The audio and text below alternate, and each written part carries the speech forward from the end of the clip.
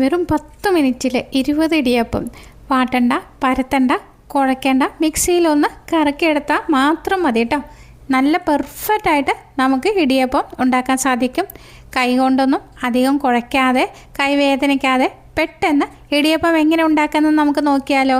ഇതിന് വേണ്ടിയിട്ട് 1 കപ്പ് ചോറ് ഒരു മിക്സിയുടെ ജാറിൽ ഇട്ട് കൊടുക്കാം. ഞാനിവിടെ ചെറിയ ജാറിലാണ് ഇട്ട് കൊടുത്തിരിക്കുന്നത്. ഇനി ഇതിലേക്ക് 1/2 ടീസ്പൂണ് ഉപ്പ് ചേർത്ത് കൊടുക്കാം.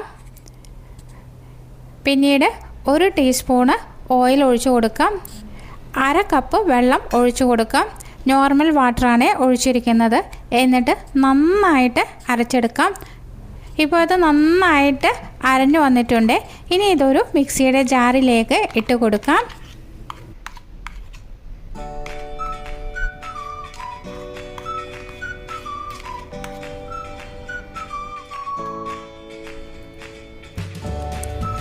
ഇനി ഇതിലേക്ക് 1 കപ്പ് വറുത്ത അരിപ്പൊടി ഇട്ട് കൊടുക്കാം. നമ്മൾ പത്തിരിക്കൊക്കെ ഉപയോഗിക്കുന്നില്ല, ആ അരിപ്പൊടിയാണ് എടുത്തിരിക്കുന്നത്.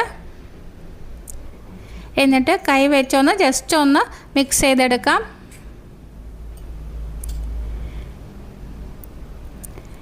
ഇപ്പം നമ്മൾ 1 കപ്പ് അരിപ്പൊടിക്ക് 1 കപ്പ് ചോറാണ് എടുത്തിരിക്കുന്നത്. എന്നിട്ട് നന്നായിട്ടൊന്ന് കുഴച്ചെടുക്കാം. നന്നായിട്ട് കുഴക്കാൻ നമ്മൾ സാധാരണ നൂൽപുട്ടിൻ്റെ പാകത്തിന് നമ്മൾ നന്നായി കുഴച്ചെടുക്കും അല്ലേ, അതേമാതിരി ആവശ്യമില്ല കേട്ടോ. അത് പെട്ടെന്ന് ഒരു 2 മിനിറ്റ് കൊണ്ട് നമുക്ക് കുഴച്ചെടുക്കാൻ പറ്റുന്നതാണ്.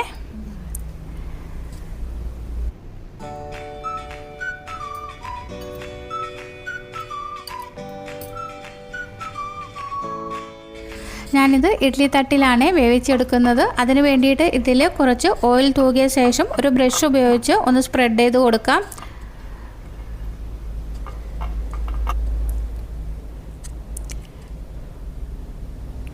ഇനി സേവനാഴി എടുക്കാം. ഇതേമാതിരി നമ്മൾ ഉരുളകളാക്കുകയാണെങ്കിൽ പെട്ടെന്ന് നമുക്ക് ഇതിലേക്ക് ഇട്ട് കൊടുത്തിട്ട് പ്രസ് ചെയ്തെടുക്കാവുന്നതാണ്.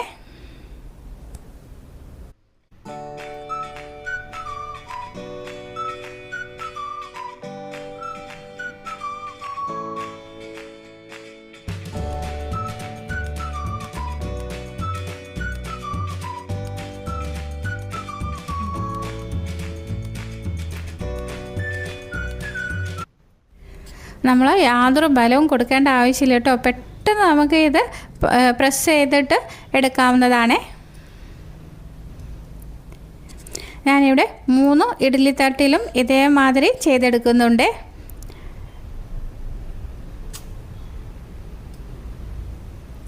അഥവാ നിങ്ങൾക്ക് വെള്ളം കൂടി പോയിട്ടുണ്ടെങ്കിൽ കുറച്ചുകൂടി പൊടി ഇട്ട് കൊടുത്ത്, പത്തിരിപ്പൊടി ഇട്ട് കൊടുത്തിട്ട് ഇത് കുഴച്ചെടുക്കാവുന്നതാണ്.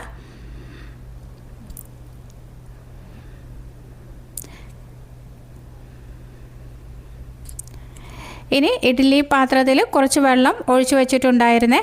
എന്നിട്ട് ഇതിലേക്ക് 3 തട്ടും ഇറക്കി വെക്കാം. ഒരു 8 മിനിറ്റ് നമുക്കിത് വേവിച്ചെടുക്കാം കേട്ടോ. അപ്പോഴേക്കും നന്നായിട്ട് വെന്ത് കിട്ടുന്നതാണ്. ഇനി നിങ്ങൾക്ക് ഇതിൽ തേങ്ങ ചേർത്തിട്ടും ഇത് നമുക്ക് ഉണ്ടാക്കിയെടുക്കാം. ആദ്യം നമ്മൾ പരത്തുന്നതിൻ്റെ മുമ്പേ തേങ്ങ ഇട്ട് കൊടുത്ത് അതിൻ്റെ മുകളിൽ നമ്മൾ പരത്തിയെടുത്താൽ മതിയേ. ഇപ്പോൾ 8 മിനിറ്റ് കഴിഞ്ഞു. ആവിയൊക്കെ ഒന്ന് പോയതിനു ശേഷം ഞാനിവിടെ തുറന്ന് നോക്കുന്നുണ്ട്. നന്നായിട്ട് വെന്ത് വന്നിട്ടുണ്ട്.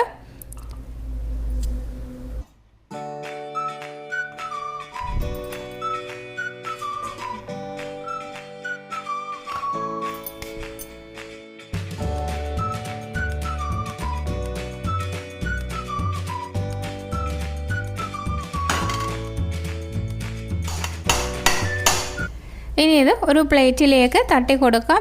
ഒന്ന് തണുത്തതിന് ശേഷം നമ്മൾ തട്ടി കൊടുക്കുകയാണെങ്കിൽ പെട്ടെന്ന് തന്നെ വീഴുന്നതാണ് കേട്ടോ. നമ്മൾ ഇതിൻ്റെ അടിയിൽ എണ്ണ പുരട്ടിയതുകൊണ്ട് തന്നെ പെട്ടെന്ന് തന്നെ ഇത് വീഴുന്നതാണ്. അടിയിലൊന്നും അധികം പിടിക്കുന്നില്ല. നിങ്ങൾക്കിത് കാണുമ്പോൾ തന്നെ മനസ്സിലാവുന്നില്ല. അപ്പോൾ പെട്ടെന്ന് നമുക്ക് ഉണ്ടാക്കിയെടുക്കാൻ പറ്റുന്ന നല്ലൊരു പലഹാരമാണ് കേട്ടോ ഇത്. അപ്പോൾ നിങ്ങൾ തീർച്ചയായിട്ടും ഈ ഒരു റെസിപ്പി ഉണ്ടാക്കി നോക്കണേ. ഇഷ്ടപ്പെടുകയാണെങ്കിൽ ലൈക്ക് ചെയ്യാനും നിങ്ങളുടെ ഫ്രണ്ട്സിനും റിലേറ്റീവ്സിനൊക്കെ ഷെയർ ചെയ്ത് കൊടുക്കാനും മറക്കരുത്. പുതുതായി ഏതെങ്കിലും കൂട്ടുകാർ ചാനൽ കാണുന്നുണ്ടെങ്കിൽ ചാനലിനെ സപ്പോർട്ട് ചെയ്ത് സബ് ചെയ്യാനും കൂടി മറന്നു പോകരുത്. വലതുവശത്ത് കാണുന്ന ബെല്ലൈക്കൺ ക്ലിക്ക് ചെയ്ത് ഓൾ എന്ന് പ്രസ് ചെയ്താൽ മാത്രമേ ഞാനിടുന്ന അടുത്ത വീഡിയോയുടെ നോട്ടിഫിക്കേഷൻ നിങ്ങൾക്ക് ലഭിക്കുകയുള്ളൂ. അടുത്ത നല്ലൊരു വീഡിയോയുമായി വീണ്ടും കാണാം. Thank you for watching. Bye bye.